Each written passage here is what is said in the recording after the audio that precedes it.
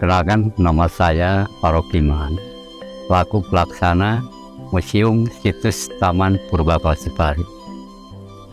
Yang mana Museum Situs Taman Purbakala Cipari yaitu secara letak geografisnya berada di Kelurahan Cipari, Kecamatan Cibubur, Kabupaten Kuningan, dengan jarak tempuh dari pusat kota Kuningan 4 km.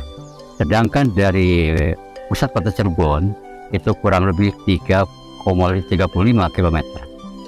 Mengenai keberadaan Museum Situs Taman Purbakala Cipari, itu dengan luas lokasi 7.000 meter persegi.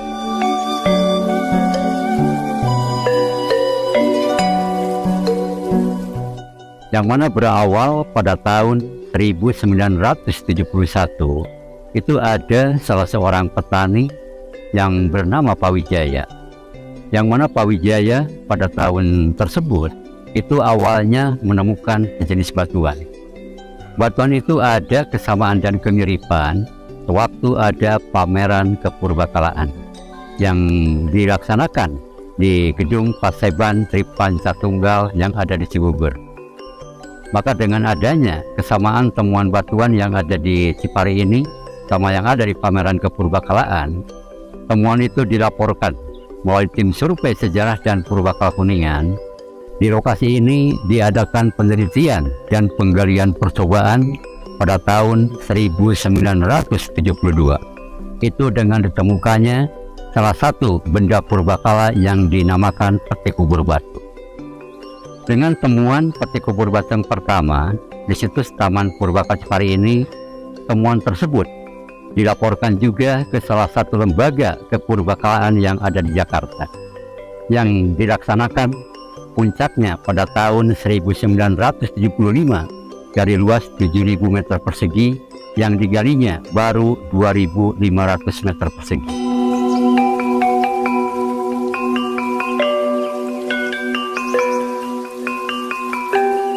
Adapun hasil-hasil penggalian total yang dilakukan oleh arkeolog dari LPPN Jakarta, itu ada ditemukan kembali peti kubur batu yang kedua, dan juga banyak temuan-temuan yang lainnya seperti ada kapak-kapak batu, ada gelang-gelang batu, benda-benda gerabah, bahkan ditemukan juga alat-alat dari perunggu. Untuk menyimpan dan menampung benda-benda temuan, maka dibangunlah gedung museum ini pada tahun 1976. Sedangkan peresmian Museum Situs Taman Purbakala Cipari diresmikan pada tanggal 23 Februari 1978 oleh Menteri Pendidikan dan Kebudayaan Profesor Dr. Syarif Tayyib.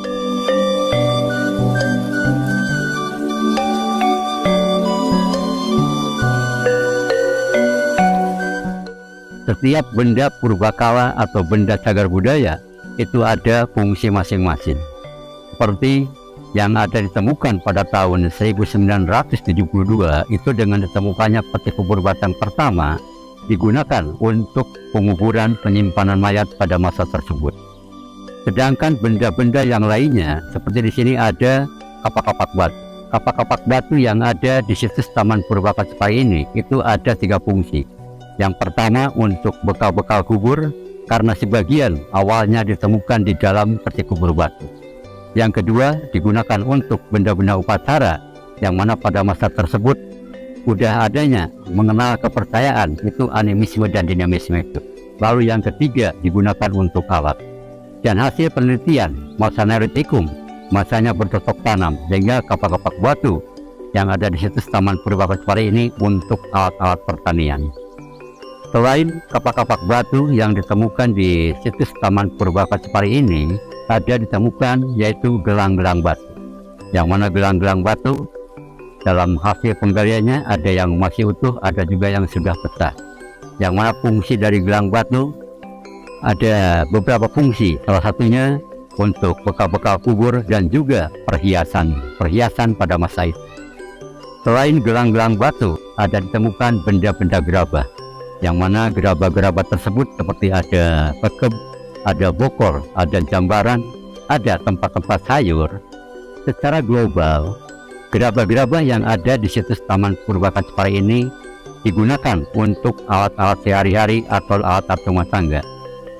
Selain temuan-temuan gerabah yang ada di situs Taman Purba Kasipari ini, juga ada ditemukan kapak-kapak perunggu.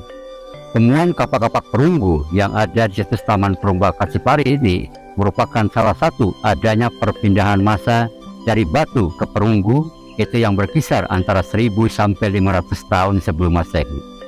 Adapun kapak-kapak perunggu itu digunakan untuk bekal-bekal kubur dan juga benda upacara. Selain benda-benda tersebut, di sini ada altar batu atau punden berundak. Yang mana altar batu atau punden berundak itu susunan batu yang berundak-undak yang di atasnya mengandung benda-benda megalit. Yang mana altar batu atau punden berundak ini itu digunakan untuk upacara-upacara persembahan terhadap arwah nenek moyangnya. Dan masih di lokasi altar batu atau punden berundak itu ada batu lebar yang ditopang oleh batu-batu kecil di bawahnya yang dinamakan dolmen atau batu meja. Jadi dolmen atau batu meja itu digunakan sebagai tempat penyimpanan sesaji untuk mengadakan upacara-upacara persembahan tersebut. Yang mana masih di lokasi altar batu atau punden berundak tersebut itu ada batu yang berlubang. Yang mana di sana ada dua jenis batuan, lumpang batu atau yang mana dalam hasil penelitian itu lubangnya satu digunakan untuk meramu obat-obatan. Yang kedua ada juga yaitu batu dakon. Yang membedakan antara batu dakon dan lumpang batu, kalau lumpang batu lubangnya satu, kalau batu dakon itu lubangnya banyak atau lebih dari satu. Selain ada temuan lumpang batu dan batu dakon, juga masih di lokasi taman. Di sini ada yang dinamakan batu temu gelang. Yang mana batu temu gelang yang ada di situs Taman Purba Kasipari ini digunakan sebagai tempat untuk berkumpul bermusyawarah. Selain adanya batu temu gelang, juga ada yang dinamakan batu menhir. Jadi batu menhir adalah batu tegak kasar yang disimpan manusia di tempat yang agak tinggi atau berbukit, difungsikan untuk pemujaan, mengacu dari kepercayaan animisme, percaya terhadap roh-roh nenek moyangnya.